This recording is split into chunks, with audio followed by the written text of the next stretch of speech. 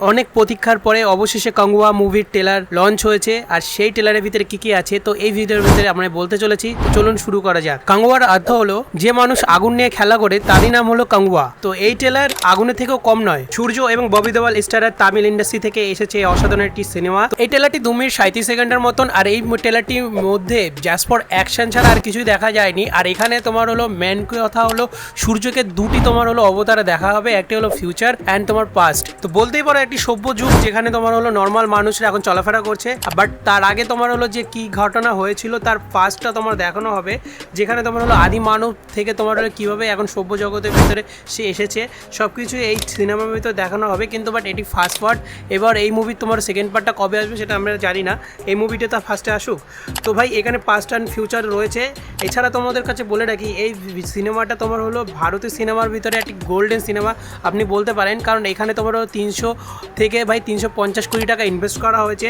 এই সিনেমার মধ্যে অসাধারণ ভিএফএক্স অ্যান্ড সিজিআই কাজ করেছে, আর সেখানে আপনারা দেখতেই পাচ্ছেন যে এখানে যেখানে অসাধারণ কিছু শট রয়েছে, যেটা হলো যেমন মাথা কাটা রয়েছে, কুমিরের সাথে তোমার যুদ্ধ রয়েছে, আগুনের ভিতরে মুখ জ্বলে যাচ্ছে এই শটগুলো রয়েছে, তারপরে অনেকগুলো হাত তোমার জলের ভিতরে ফেলে দিচ্ছে। তো এইসব শটগুলো দেখার পরে ভাই মুভির এখন প্রচুর হাই হয়ে রয়েছে। এই মুভির ভিতরে সূর্যকে 13 বার বেশ বদলাতে হবে। তো এইখানে এইভাবেই তোমার হলো এই মুভিটার ভিতরে কাজ করেছে।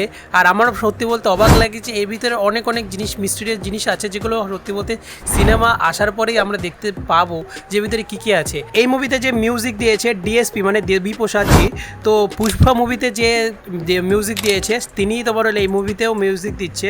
আর আপনারা বুঝতেই পারছেন যে পুষ্পা মুভিটি কতটা পরিমাণে সাকসেস হয়েছে, আর এই মুভিতেও সেরকমভাবে তোমার সাকসেস নেওয়ার জন্য মিউজিকটাও খুব সুন্দর দরকার। তো ইউটিউবে এই ট্রেলারটি তোমার হলো সব ভাষায় দেখার জন্য সেখানে তোমার হলো হিন্দি সেটিংটা আপনাকে করতে হবে, মানে একটাই ট্রেলার এসেছে সেখানে তোমার হলো সব ভাষায় আপনি এই ট্রেলারটি দেখতে পাবেন। এই ট্রেলারের ভিতরে মিস্টিরিয়াস আইল্যান্ডের কথা বলা হয়েছে।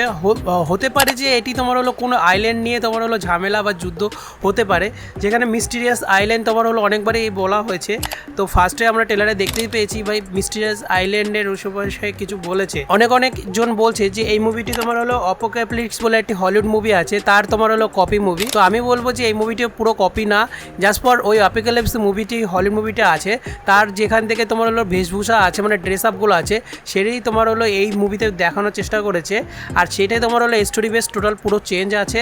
আর এই মুভিটি তোমার হলো মিনিমাম 3 ঘন্টা আশেপাশে হতে যাবে। তো আপনারা বুঝতে পারছেন এটুকু কিছু সময় নিয়ে এই মুভিটা দেখতে যেতে হবে। আর এই মুভিটি তোমার হলো আসতে চলেছে 10ই অক্টোবর। কিন্তু বাট কথাটা হলো যে দিশা পাটানি এখন এই মুভিতে ভিতরে আছে, কিন্তু বাট কখন দেখা হবে ভাই? এখনও পর্যন্ত যতগুলো ট্রেলার এসে একটাও ট্রেলারের ভিতরে আমরা দিশা পাটানিকে দেখতে পাইনি, কিন্তু কখন দেখতে পাবো সেটি তোমার হলো ফিউচারে আরেকটি তোমার ট্রেলার আসবে, তার ভিতরে দিশা পাটানিকে দেখতে পাওয়া যাবে। আর ভাই মুভিটি তোমার হলো যে ট্রেলারটা দেখার পর আপনার কেমন লেগেছে নিশ্চয়ই কমেন্ট করে জানাবেন। ভিডিও ভালো লাগলে লাইক অ্যান্ড শেয়ার সাবস্ক্রাইব নিশ্চয়ই করবেন।